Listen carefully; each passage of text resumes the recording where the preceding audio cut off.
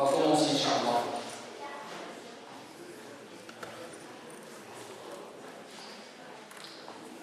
أعوذ بالله السميع العليم من الشيطان الرجيم.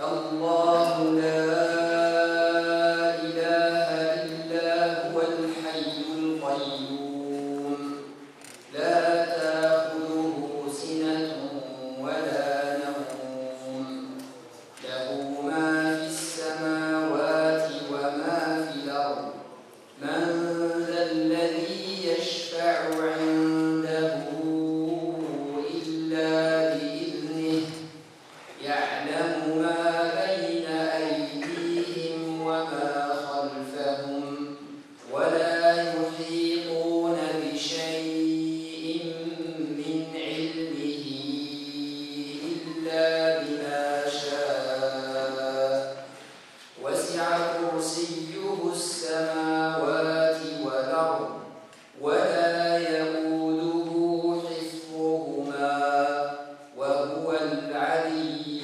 العظيم. صدق الله العظيم. بسم الله والصلاة والسلام على رسول الله. الحمد لله نحمده ونستعينه ونستغفره ونستهديه ونعوذ بالله من شرور أنفسنا ومن سيئات أعمالنا. من يهده الله فهو المهتدي ومن يضلل فلن تجد له وليا مرشدا وأشهد أن لا إله إلا الله وحده لا شريك له وأشهد أن سيدنا وحبيبنا محمدا عبده ورسوله. أما بعد السلام عليكم ورحمة الله وبركاته. Inch'Allah, nous sommes très heureux aujourd'hui d'avoir parmi nous notre frère Abdallah Al-Rashdi, qui est docteur en génie civil, qui travaille ici dans les alentours de Valence, en tant que cadre de l'État, et qui est en même temps imam et enseignant à l'Institut Ash-Shatibi et d'autres instituts à Lyon et ici à l'association d'ouverture, notamment le vendredi soir entre 18h30 et 20h30. Notre frère Abdallah donne le cours sur la vie du prophète sallallahu alayhi wa sallam, la sira du prophète sallallahu alayhi wa sallam, donc je vous invite Inch'Allah à venir. Donc cette conférence, le thème est très important. Il est normal que les musulmans ou les savants musulmans n'aient pas les mêmes avis sur tous les points de la religion. Il y a toujours des divergences entre les savants et les musulmans doivent connaître les règles pour l'éthique et les règles pour que la divergence ne devienne pas un vrai problème comme on le voit aujourd'hui.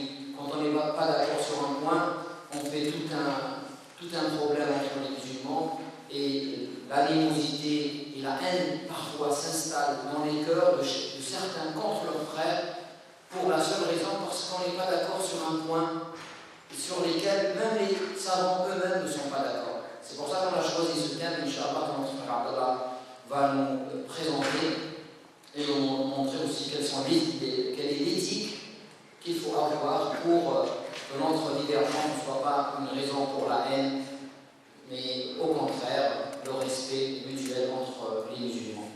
Donc l'association d'ouverture, comme vous la connaissez, Inch'Allah, tous, c'est une association qui a son siège à côté de Valence 2, au Vélan, en face de Thalès. Donc vous pouvez venir. Nous avons mis à votre disposition des livres, une librairie à vendre, des livres à vendre, et vous pouvez les acheter ici ou aussi à l'association, Inch'Allah. Vous avez, Inch'Allah, à la fin du café et des boissons. Et pour ceux qui veulent aider l'association pour ses activités, il y a un carton là-bas où on peut mettre des participations selon les moyens de chacun, Inch'Allah. Donc n'hésitez pas à nous contacter aussi à l'association et à nous laisser vos coordonnées, notamment l'adresse internet, mail et votre numéro de portable pour que, Inch'Allah, à l'avenir, si on a une activité, on peut vous informer pour les activités de l'association. Donc sans plus tarder, je laisse la parole à mon frère Abdallah Al-Rashdi pour traiter le sujet. Alhamdulillah, nahmaduhu wa nasta'inuhu wa nastaghfiruhu wa nastahdihi wa na'udhu billahi min shururi anfusina wa min sayyiati a'malina. Man yahdihillahu fala mudilla lahu wa man yudlil fala hadiya lahu. Wa ashhadu an la ilaha illallah wahdahu la sharika lahu.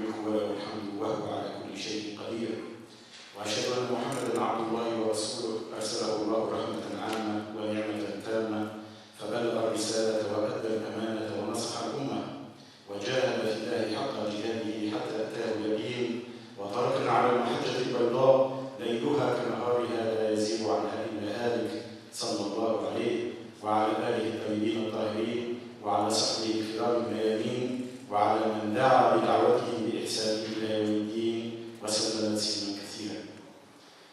أيها الإخوة وأيها الأخوات، أحييكم بتحية الإسلام، وتحية الإسلام السلام، فالسلام عليكم ورحمة الله تعالى وبركاته. Comme vient de l'annoncer Abdallah, donc nous sommes là et là cet après-midi pour parler d'un sujet important.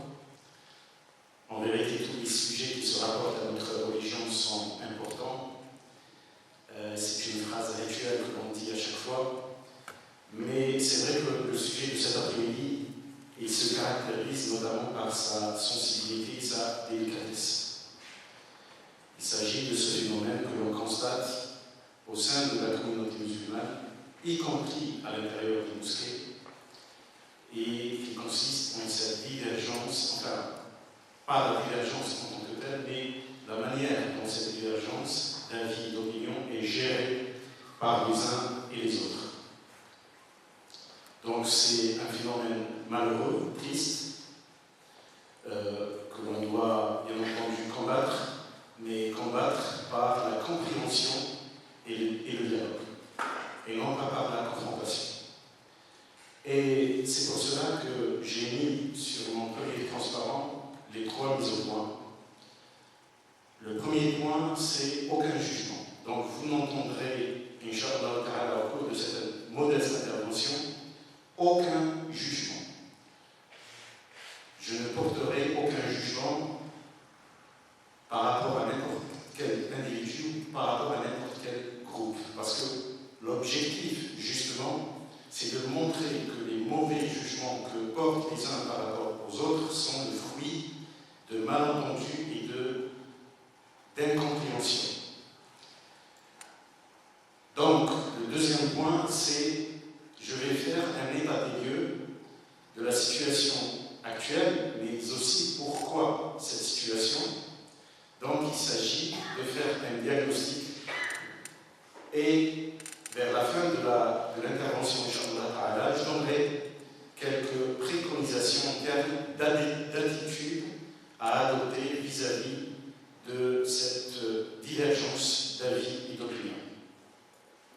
Et c'est pour cela que je vais essayer, Inch'Allah, avec son aide, de démontrer par le fait historique notamment que cette divergence est inéluctable.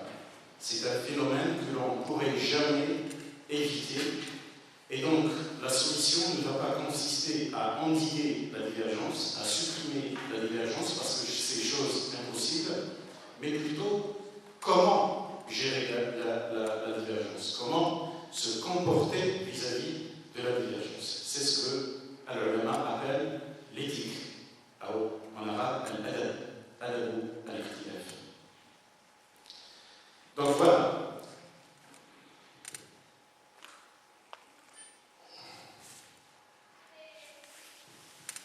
Alors je vais commencer par ce que j'appelle l'état des lieux.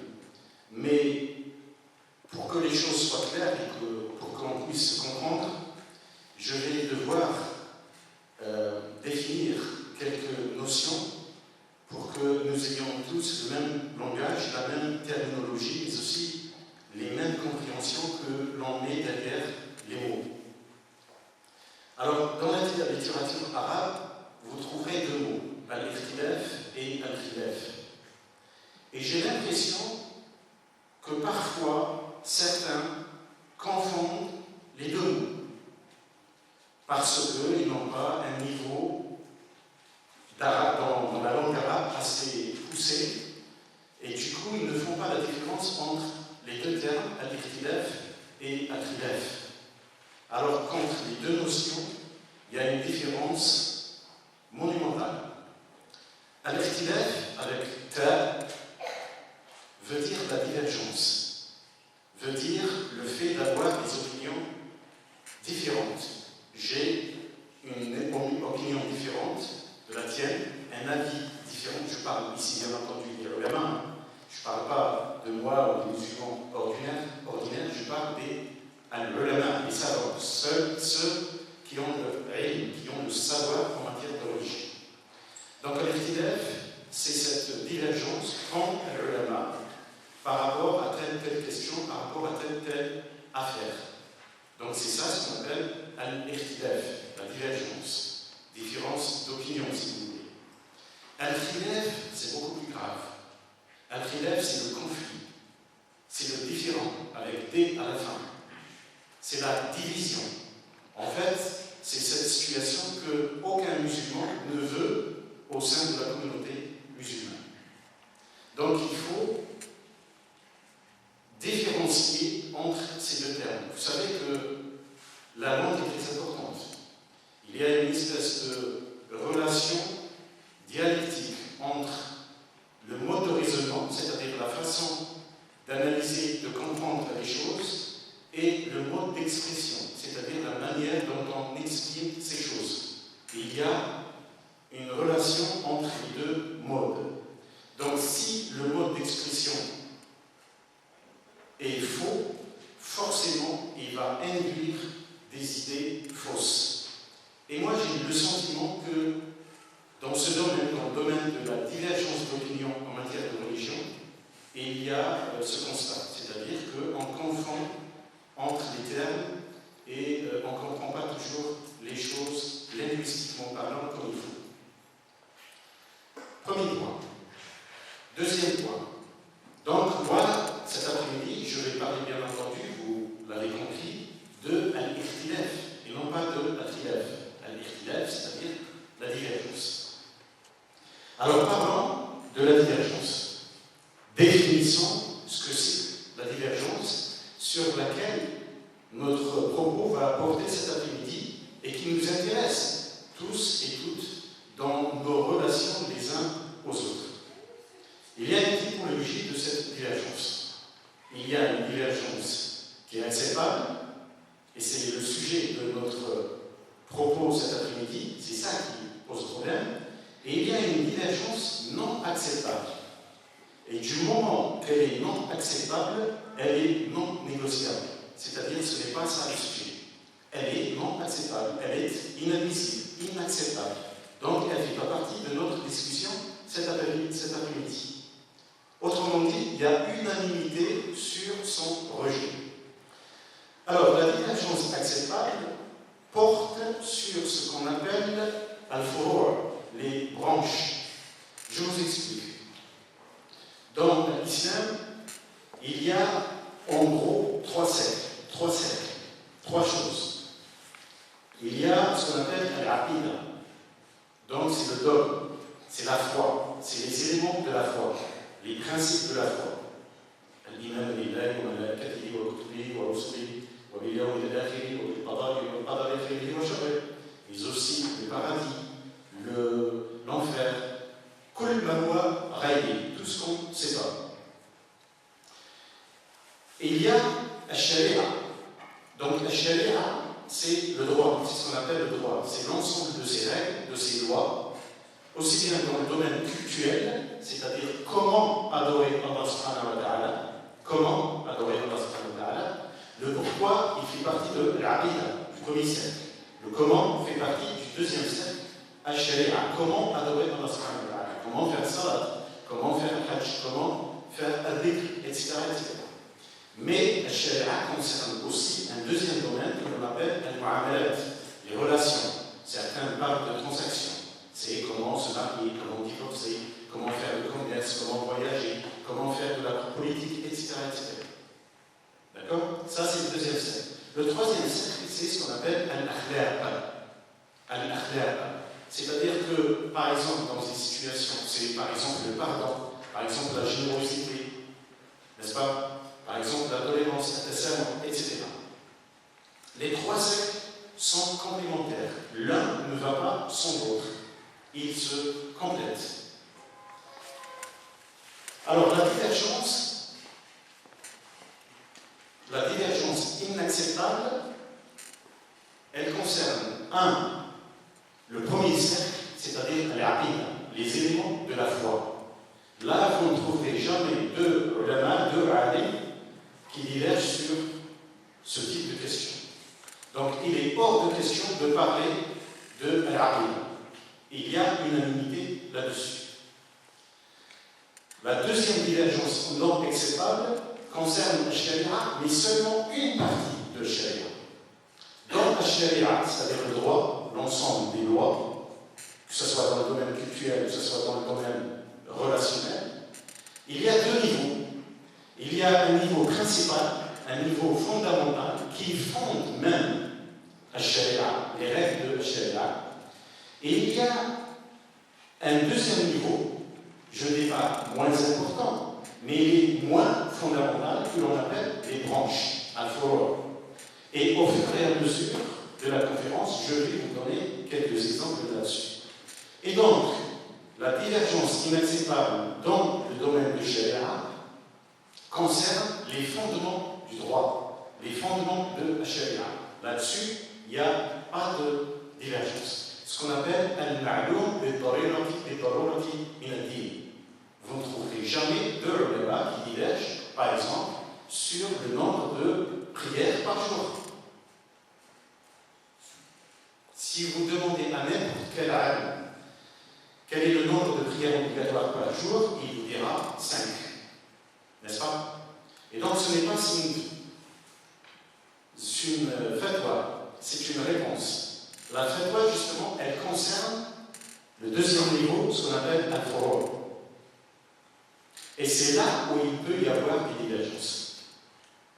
Et c'est ça ce que j'appelle, ce que le lama appelle la divergence acceptable. J'espère que c'est clair. Donc il y a une divergence inacceptable qui porte sur les éléments de la foi et sur les éléments fondamentaux de sharia. Et il y a une divergence acceptable qui porte sur, si vous voulez, les décrets d'application des fondements de sharia, c'est-à-dire les branches, les choses moins fondamentales.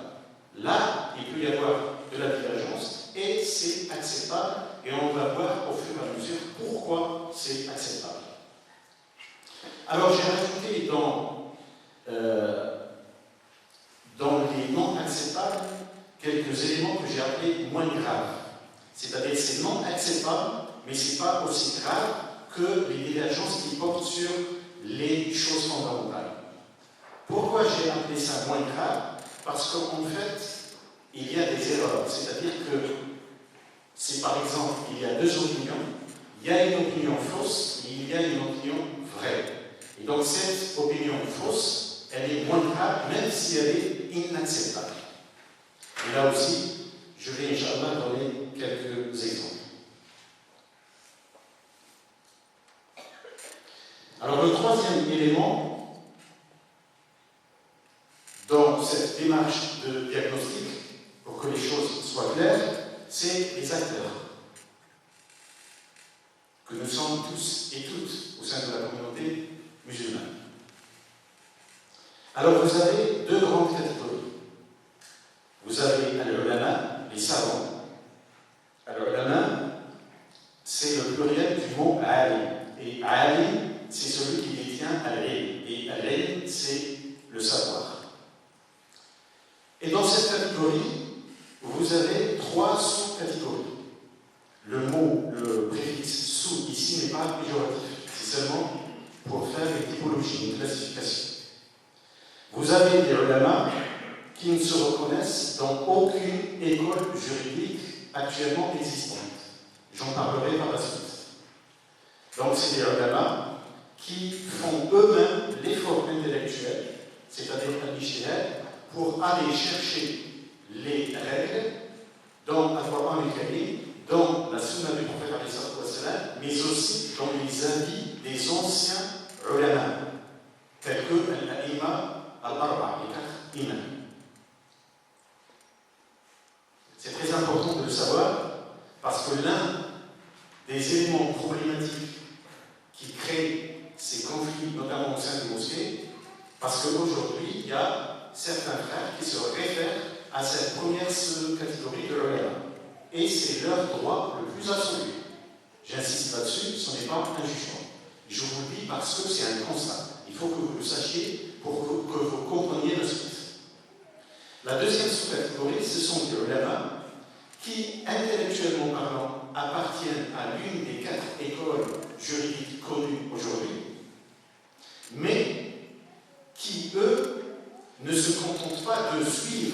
les avis de leur école, ils essaient de faire un effort intellectuel pour comprendre les choses. Quand je dis effort intellectuel, c'est-à-dire essayer d'associer les cas qu'ils traitent aux textes fondamentaux, à savoir Al-Qur'an et As-Sunnah. C'est un phénomène nouveau, depuis plusieurs siècles. J'en parlerai par la suite. Et c'est un phénomène très, très, très positif. La troisième sous-catégorie, ce sont les ulama qui appartiennent à une école juridique, mais qui refusent de faire le moindre effort intellectuel, c'est-à-dire d'actualiser leur savoir. Ils se contentent de suivre les avis de leur école, établis depuis des siècles, sans la moindre actualisation et surtout, ce qui est grave, sans se référer au moindre texte fondamental quand il existe. Ça aussi, c'est très très important de le savoir. Vous avez par exemple certainement déjà entendu cette expression, Jabulna din jdid. Ils nous ont inventé, en parlant d'une catégorie notamment de jeunes, certains disent qu'ils nous ont réinventé une nouvelle religion. Ceux qui disent ça font partie de la troisième sous-catégorie. Parce que, attention, les accusations ne vont pas que dans un seul sens. On a tendance à penser qu'il n'y a qu'une catégorie qui accuse les autres. N'est-ce pas? Mais en fait, les accusations, elles vont dans tous les sens. Vous avez certains qui accusent les autres d'imitation, qui sont le moindre effort intellectuel, et puis vous avez les autres qui accusent les premiers de réinventer la religion. Et les deux accusations sont malheureuses, et vous allez voir pourquoi. Concernant la deuxième catégorie, les noms, ce que j'ai appelé les noms arabes. En gros, c'est nous, tous et toutes, entre autres, ici présents dans cette salle. Et dans cette catégorie, vous avez là aussi deux sous-catégories. Vous avez ceux et celles qui ne peuvent pas analyser une règle, un avis, une opinion, par manque d'instruction, ce n'est pas de leur faute. Mais vous avez aussi une sous-catégorie dans l'instruction, dans l'éducation, dans le niveau intellectuel, permet d'analyser, de comprendre certaines choses dans la religion, même si ce n'est pas leur spécialité et même si ce n'est pas leur formation. Et vous allez voir dans la fin de la conférence l'intérêt de cette classification. Dans les préconisations, on verra que les uns ont un droit et pas les autres.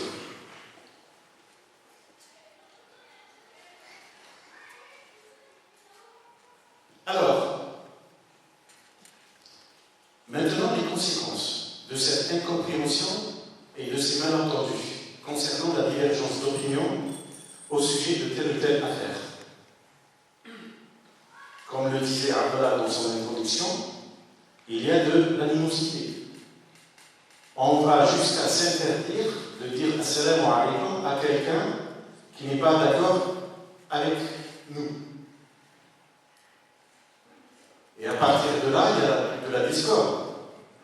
Et il y a de l'absence de coopération, notamment dans notre contexte. Dans les mosquées, par exemple, dans certaines, on constate ce phénomène. Il y a un manque de coopération entre les fidèles de la mosquée, tout simplement parce que les uns accusent les autres de ne pas être d'accord avec les avis des ulama auxquels en qui on a confiance. Vous avez aussi, à cause de cette incompréhension, de ce malentendu, un malaise, ce que je qualifierais de malaise spirituel. Lundi dernier, il y a un frère qui m'a interpellé en me disant qu'il y a des jeunes qui étaient sur le mauvais chemin, qui sont revenus au chemin droit, grâce à Allah subhanahu wa ta'ala. Mais lorsqu'ils ont commencé à fréquenter les mosquées, ils ont constaté ce conflit entre les fidèles de la mosquée, et du coup, ils n'ont pas compris. Ils ne comprennent pas pourquoi il y a ces conflits entre les musulmans concernant les avis des ulama. Donc c'est très grave, et donc c'est très important de montrer que ça ne vaut pas la peine.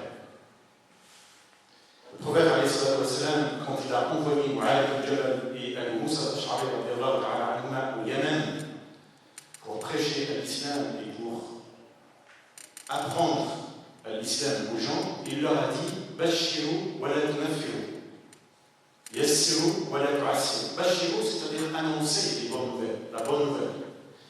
Wa la tunaffiru, ne faites pas en sorte que les gens quittent la religion. Yassiru, rendez les choses faciles. Wala tu'assiru, ne rendez pas les choses difficiles. Mais sans tomber dans l'abandon et dans le délaissement, dans la concession au sujet des principes fondamentaux de l'islam. Et tout notre propos, c'est comment situer le curseur. La tafrida wa la ifrat. Pas d'excès, mais aussi pas d'abandon et pas de délaissement. Et donc, forcément, tous ces conflits donnent une image pas positive, aussi bien de la communauté elle-même, accusée de désunion, et c'est nous-mêmes, musulmans, qui accusons notre communauté de désunion. Il n'y a pas une seule assemblée, il n'y a pas une seule réunion, on ne le dit pas. Tous et toutes le disent. Mais aussi une mauvaise image de notre religion vis-à-vis des autres. C'est comme si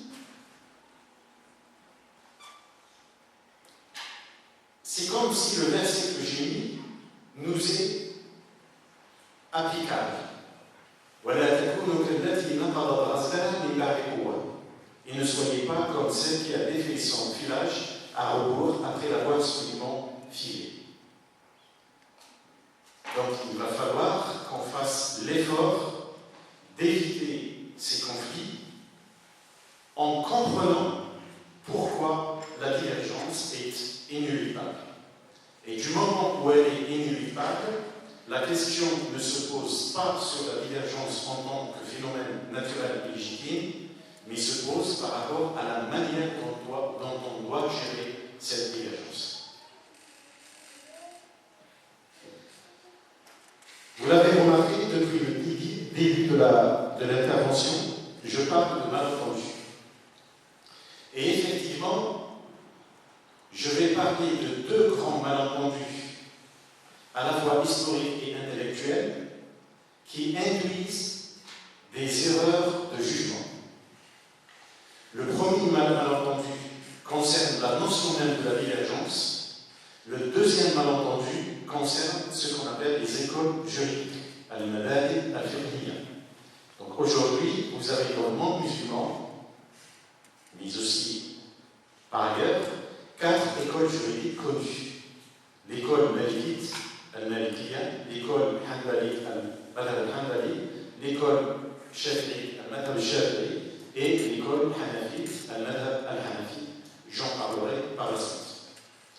Je parle de malentendus parce que c'est effectivement des choses que l'on n'arrive pas à comprendre.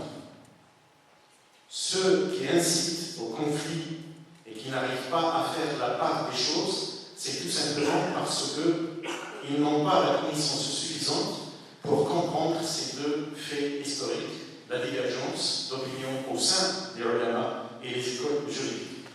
Et je parle de grands malentendus parce que c'est vraiment des malentendus énormes dont les conséquences sont très graves.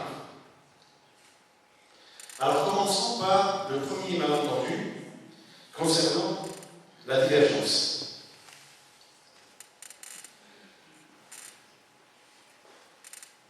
La divergence,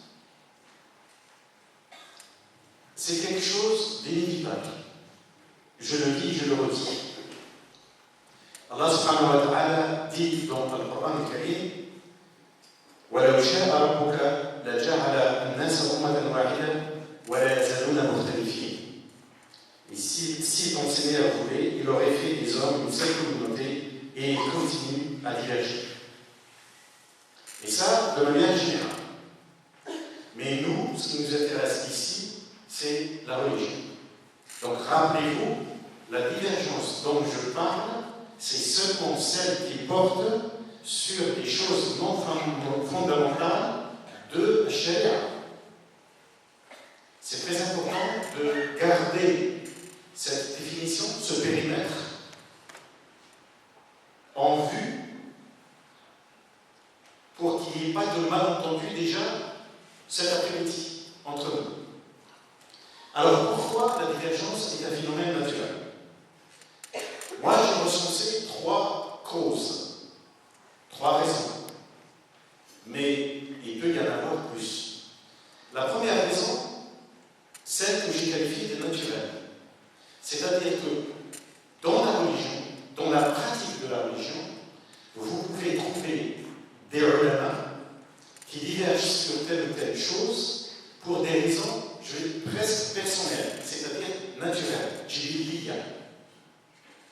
C'est-à-dire que quelqu'un naturellement voit les choses différemment de quelqu'un d'autre. Le ulama donne l'exemple suivant. Ils disent que Abdullah ibn Omar, donc Abdullah, le fils d'Omar ibn Khattab, qui était lui aussi compagnon, tout comme son père, il avait un attachement très fort à la sunna du prophète alayhi salatu wassalam, qu'à tel point, parfois, il prenait et considérait des choses que le prophète alayhi salatu wassalam avait faites comme sunna alors qu'elles n'étaient pas des sunna. Contrairement par exemple à Abdullah ibn Abbas, le cousin du prophète alayhi salatu wassalam, qui lui arrivait à mieux distinguer ce qui était sunna de ce qui n'était pas. Exemple, Abdullah ibn Omar, lors du pèlerinage du prophète alayhi salatu wassalam, ce qu'on appelle Hajj al-Wada, le prophète alayhi salatu wassalam a fait tawaf autour de Kaaba sur sa chamelle. Il était sur sa chamelle. Abdullah ibn Omar a considéré ce fait comme une sunna du prophète alayhi salatu wassalam. Abdullah ibn Abbas lui a répondu que ce n'était pas une sunna et que le prophète alayhi salatu wassalam avait fait cela pour que les gens puissent le voir, parce qu'ils étaient, d'après les historiens, 120 000 pèlerins cette année-là. C'était énorme par rapport à cette époque-là. Pour que les gens puissent le voir et apprennent, et pour qu'ils puissent apprendre le rituel du pèlerinage. Et d'ailleurs, le prophète alayhi salatu wassalam avait dit apprenez vos rituels de moi. Donc vous voyez comment le rapport naturel que l'on a vis-à-vis de la religion peut influencer sur notre raisonnement intellectuel par rapport à telle ou telle chose. Un deuxième exemple, toujours dans le cadre du même pèlerinage, le prophète alayhi salatu wassalam, lorsqu'il a terminé le pèlerinage, c'est-à-dire après Tawaf al-Wada, il a passé la nuit hors Mecca dans un plateau que l'on appelle, non, il ne doit plus exister à mon avis, il a dû être urbanisé, que l'on appelait à l'époque Al-Muhassab. Al-Muhassab, c'est-à-dire un plateau aride où il y avait beaucoup de cailloux. Abdullah ibn Omar a considéré que c'était une sunna. Alors quand je dis une sunna, rappelez-vous, je ne sais pas si vous étiez présent à la conférence que j'avais donnée il y a 1 an ou plus sur la typologie des sunan. Et j'avais parlé de sunan al-Huda et sunan al-Zawadi. Les sunan al-Huda concernent les actes cultuels. Et donc Abdullah ibn Omar a considéré que le fait de passer la nuit après le pèlerinage sur cet endroit-là était une sunna. Ummuna Aïcha, radiyallahu ta'ala anha wa ardaha, la mère des croyants, qui était une grande savante, lui avait répondu que ce n'était pas une sunna. Et que le prophète alayhi salatu wassalam voulait reprendre le chemin de Médine le lendemain facilement, aisément. Parce que s'il avait passé la nuit à Mecca, avec ses rues étroites et avec le nombre impressionnant des pèlerins cette année-là, il aurait trouvé des difficultés à prendre le chemin de la Médine. Donc, il a préféré passer la nuit en dehors de Mecca. Et donc, c'était cet endroit-là. Mais ça aurait pu être un autre endroit. Donc, vous voyez, même les Sahaba n'ont pas la même vision vis-à-vis de tel ou tel acte du prophète, alayhi salatu wa salam. Et les ulama, après, ils se sont beaucoup basés sur les avis, les opinions des compagnons. D'où, justement, la continuité. Pour l'anecdote, quand le calife abbasside, Abu Ja'far al-Mansour, avait demandé à l'imam Malik de rédiger un livre pour résumer le droit musulman. Et effectivement, l'imam Malik a rédigé ce livre et il l'a appelé Al-Muwatta. Certains d'entre vous le connaissent. Et vous savez ce que Abu Ja'far al-Mansour, qui était un savant, qu'est-ce qu'il avait recommandé à l'imam Malik? Il lui a dit فجدنا فيه شدائد ابن عمر ورخص ابن عباس وغرائب ابن مسعود. C'est-à-dire qu'il faut que tu évites dans ce livre شدائد ابن عمر, c'est-à-dire le sérieux et le rigorisme de Abdullah ibn Omar que je viens d'évoquer. Et il faut que tu évites dans ce livre رخص ابن عباس, c'est-à-dire les permissions de Ibn Abbas. Abdullah ibn Abbas, parce qu'il était connu pour ça. Hibr al-Umma, le prophète lui-même avait invoqué Allah subhanahu wa ta'ala pour qu'il apprenne à Abdullah ibn Abbas al-Hikma, la sagesse, c'est-à-dire le savoir. Wa Gharaib ibn Mas'ud, c'est-à-dire Abdullah ibn Mas'ud,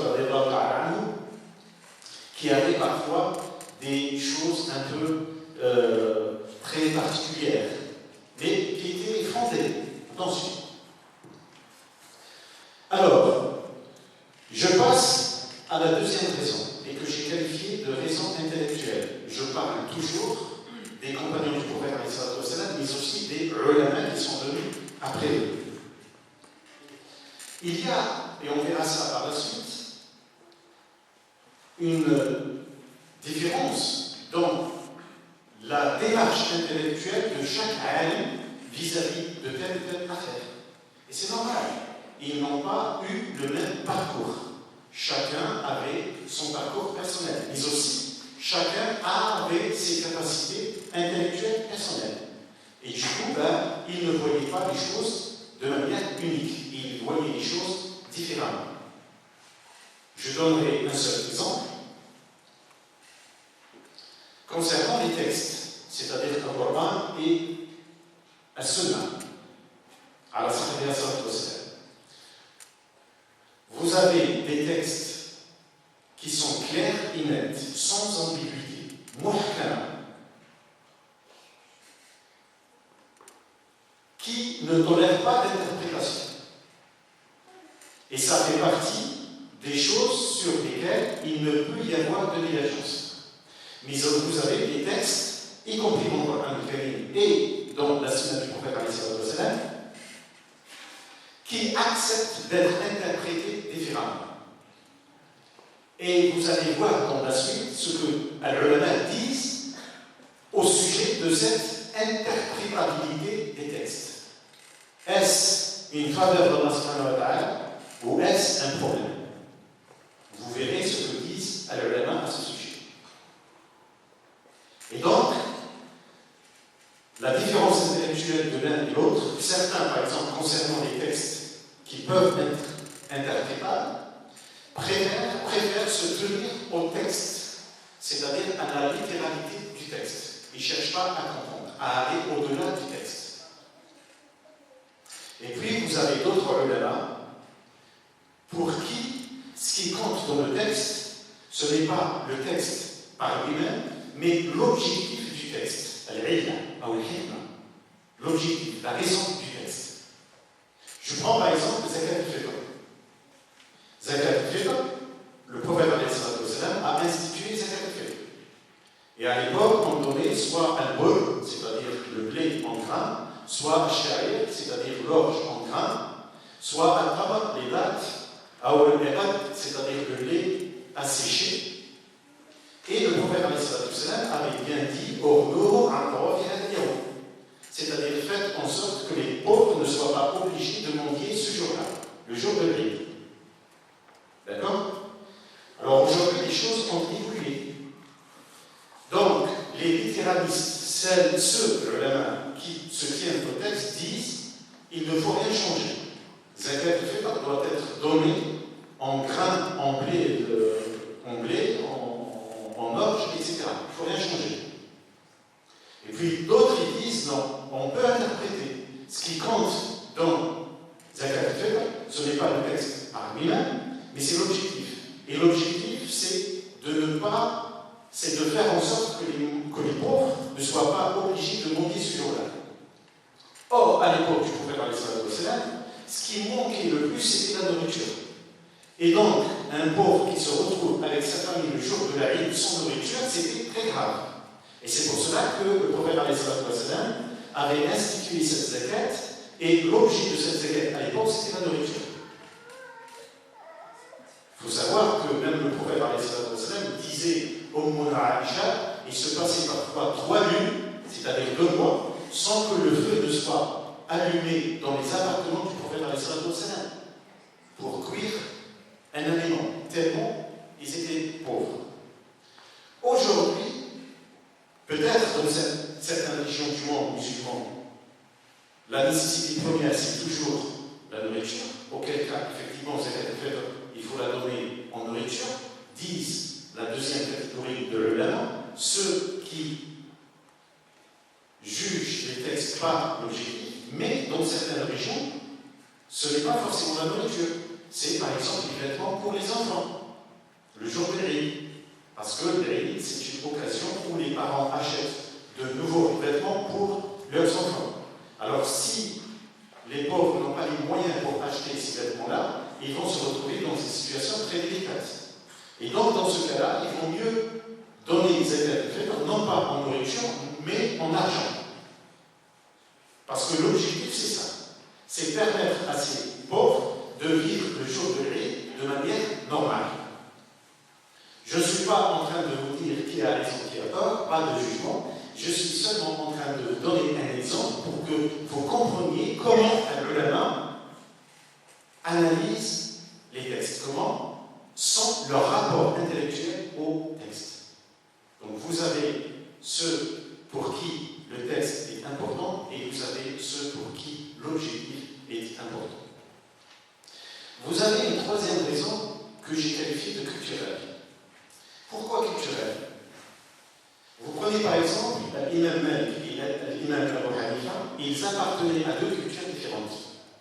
L'imam Abu Hanifa, il était irakien, on dit qu'il était d'origine perse, mais d'après certains historiens, non, il n'était pas d'origine perse, il était d'origine irakienne. Certes, l'Irak à l'époque faisait partie de l'Empire perse, mais il n'était pas perse ethniquement parlant. Et donc, il était issu d'une civilisation assez connue, avec des manifestations politiques, culturelles, militaires, économiques, etc., qui étaient complètement différentes de la culture arabe de l'Arabie de l'époque, à laquelle appartenait l'imam Malik. Donc forcément, parce qu'il y avait une différence au niveau culturel, ça avait un impact sur la manière dont chacun traitait les affaires. Par exemple, ceux comme l'imam Malik qui faisaient partie de cette culture arabe bédouine, ils avaient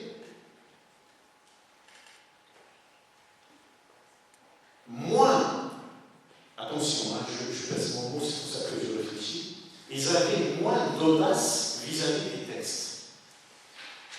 Alors que Abu Hanifa, il avait plus d'audace. Quand je dis audace, attention, je ne suis pas en train de dire que Abu Hanifa avait moins de respect pour les textes. Loin de moi cette idée. Mais, intellectuellement parlant, et culturellement parlant, il était prédisposé à aller le plus loin possible dans l'analyse des textes. contrairement à l'imam Malik, par exemple. Et c'est normal, c'était culturel. Donc, ça, ce sont les raisons principales des divergences d'opinion entre al-ulama. Maintenant, je vais parler d'un autre élément qui fut à l'origine de cette divergence. Donc le premier élément, ça concernait al-ulama eux-mêmes. Leur origine, leur culture, leur parcours personnel, leur façon de voir les choses, etc. Là, vous avez un deuxième élément qui a contribué à engendrer cette divergence. Donc vous voyez comment je suis en train de démontrer que cette divergence était un phénomène tout à fait naturel et légitime, dont il ne faut pas avoir peur, il faut l'accepter et il faut l'admettre pour pouvoir le gérer à l'aise. Donc le deuxième élément concerne les textes eux-mêmes. Alors par texte, on entend le Coran, al-Karim, la parole d'Allah subhanahu wa ta'ala, et la sunna, la voix du prophète alayhi salatu wa salam. Et dans la sunna, vous avez la sunna al-qawliya, les hadiths, les dires, les propos du prophète alayhi salatu wa salam. La sunna al-fi'liya, c'est fait, ce qu'il avait fait, et la sunna al-taqririya, ce qu'il avait approuvé. Alors, pourquoi les textes ont contribué à engendrer cette divergence? Là, j'ai une liste non exhaustive. Le premier point, c'est l'absence de texte. C'est-à-dire, contrairement à ce que pensent beaucoup d'entre nous, dans le Coran et dans la Sunna, il n'y a pas tout. Il y a certaines situations où il n'y a pas un texte. Et donc, là, les ulama sont obligés de faire l'effort intellectuel en se basant, bien entendu, sur la logique globale, la philosophie globale de l'islam pour trouver des solutions. Je vous donne un exemple. Quand le prophète a envoyé Mu'adh ibn Jabal comme juge au Yémen, il l'a accompagné à sa sortie de Médine. Mu'adh ibn Jabal était sur sa monture et le prophète marchait sur ses pieds tellement il aimait Mu'adh ibn Jabal. Et il lui a dit, je vous lis le texte en arabe, كيف تصنع إن عرض لك قضاء؟ Ô Mu'adh, comment feras-tu si tu es confronté à un jugement, si tu dois rendre un jugement? Mu'adh a répondu, c'est-à-dire, je jugerai en fonction du livre d'Allah subhanahu wa ta'ala, c'est-à-dire le Coran Karim. Je regarderai dans le Coran s'il y a la solution. Le prophète lui a dit, c'est-à-dire ici, tu ne trouves rien dans le livre d'Allah. Mu'adh ibn Jabal a répondu, c'est-à-dire, je regarderai dans la sunna du messager d'Allah. Rasulullah, le messager d'Allah, a répondu, a répliqué, et si tu ne trouves rien dans la sunna du prophète, Mu'adh ibn Jabal a répondu,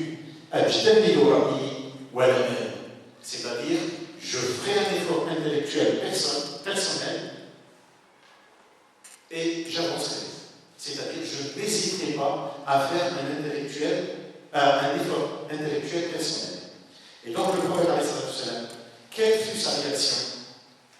فضرب رسول الله صلى الله عليه وسلم صدري ثم قال الحمد لله الذي وفق رسول الله صلى الله عليه وسلم لما يرضي رسول الله صلى الله عليه وسلم. C'est-à-dire que le prophète était tellement satisfait et content de la réponse de Mu'adh qu'il a frappé avec sa main droite sur la poitrine de Mu'adh en disant Alhamdulillah, louange à Allah qui a guidé Mu'adh, qui a guidé le messager du messager d'Allah, c'est-à-dire Mu'adh ibn Jabal, pour la satisfaction d'Allah et de son prophète. Donc on voit très bien dans ce hadith-là qu'il y a des choses pour lesquelles les ulama sont obligés de faire un effort intellectuel personnel. Et qui dit effort intellectuel personnel, comme je le disais plus tôt, forcément il y a divergence. Parce que chacun va traiter l'affaire à sa manière en fonction des 3 ou 4 raisons que j'ai évoquées tout à l'heure. Donc vous voyez, il y a un enchaînement logique.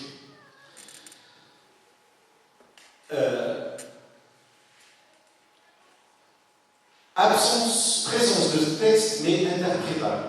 C'est-à-dire que le texte existe, mais il est interprétable de manière différente. Ça peut arriver. D'accord? Donc dans le premier cas, pas de texte. Dans le deuxième cas, le texte existe, mais il est interprétable. Et je vais vous donner l'exemple suivant. Après la bataille de Khandaq, le prophète a reçu l'ordre divin d'aller attaquer une tribu aux alentours de Médine qui s'appelait Banu Qurayza. Donc le prophète c'était juste après Badr. Donc le prophète a dit